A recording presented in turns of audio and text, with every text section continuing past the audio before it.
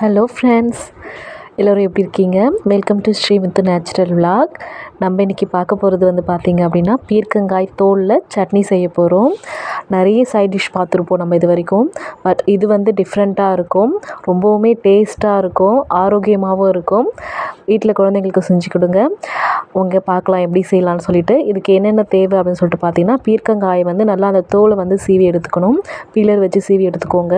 அதுக்கப்புறம் உளுத்தம்பருப்பு, கடலைப்பருப்பு, இஞ்சி, பச்சை மிளகாய் 2, அதுக்கப்புறம் வந்து தேங்காய் வந்து கொஞ்சம் எடுத்து வச்சுக்கோங்க.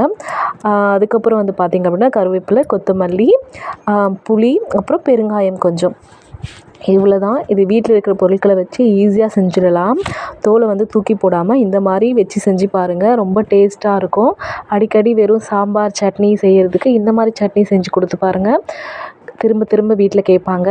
ஃபஸ்ட்டு வந்து இதுக்கு என்ன பண்ணணும் அப்படின்னா, நம்ம வானல் வச்சுட்டு அதில் வந்து 2 ஸ்பூன் ஆயில் சேர்த்துக்கோங்க.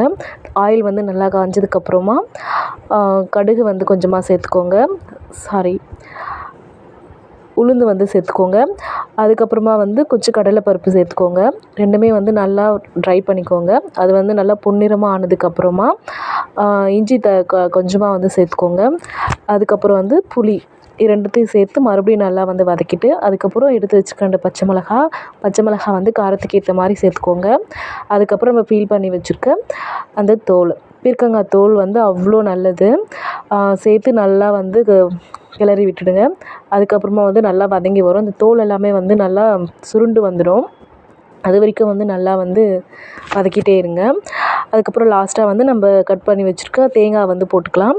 அது மட்டும் இல்லாமல் கருவேப்பிலை, கொத்தமல்லி கொஞ்சம் சேர்த்துக்கோங்க, கொஞ்சம் டேஸ்ட்டாக இருக்கும். பூண்டு வந்து எங்கிட்ட இல்லை, நீங்கள் பூண்டுமே சேர்த்துக்கோங்க, நல்லாயிருக்கும், அருமையாக இருக்கும் டேஸ்ட்டு. ஓகே, அவ்வளோதான், வதக்கி முடிச்சாச்சு. இதுக்கப்புறம் இதை வந்து நம்ம நல்லா வந்து மிக்ஸி ஜாருக்கு மாற்றிட்டு அதை வந்து நல்லா சூடு ஆறுனதுக்கப்புறமா அரைச்சி எடுத்துக்கலாம். அரைச்சி எடுக்கும்போது கொஞ்சம் கொஞ்சமாக வாட்டர் ஆட் பண்ணி அரைச்சிக்கோங்க. நல்லா வந்து ரொம்ப பேஸ்ட்டாக வேணாம், மழமழன்னு, ஓரளவுக்கு கொஞ்சம் இதுவாக இருந்தாலே போதும். அவ்வளோ அருமையாக இருக்கும். சப்பாத்தி, இட்லி, தோசை, நீங்கள் எதுக்கு வேணாலும் தொட்டு சாப்பிட்லாம். சாதத்துக்கு கூடவும் இதை வந்து நல்லா துவையல் மாதிரி வச்சு சாப்பிடலாம். அதுக்கப்புறமா வந்து இதுக்கு ஒரு சின்னதாக ஒரு தாளிப்பு கொடுத்துருங்க.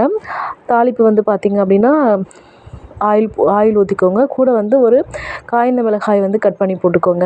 எண்ணெய், கடுகு, உளுத்தம்பருப்பு அதெல்லாம் போட்டு, அதுக்கப்புறமா வந்து இதுலேயும் 1 ஸ்பூன் வந்து பெருங்காயம் வந்து போட்டுக்கோங்க. போட்டுட்டு நல்லா வதக்கி இதுக்கு தாளிப்பு கொடுத்துருங்க. நைட்டில் வந்து செஞ்சு சாப்பிட்டு பாருங்கள், இன்னுமே அருமையாக இருக்கும். தோசை, சப்பாத்தி, இட்லிக்கு எல்லாமே. ஒரு இட்லி சாப்பிட்றவங்க கூட 2 இட்லி சாப்பிடுவாங்க. தோசையுமே வந்து அதே மாதிரி இவ்வளோ செஞ்சாலுமே பத்தாது. இதுக்கு ரொம்ப சூப்பரான பீர்க்கங்காய் சட்னி ரெடி. தேங்க்யூ ஃபார் வாட்சிங்.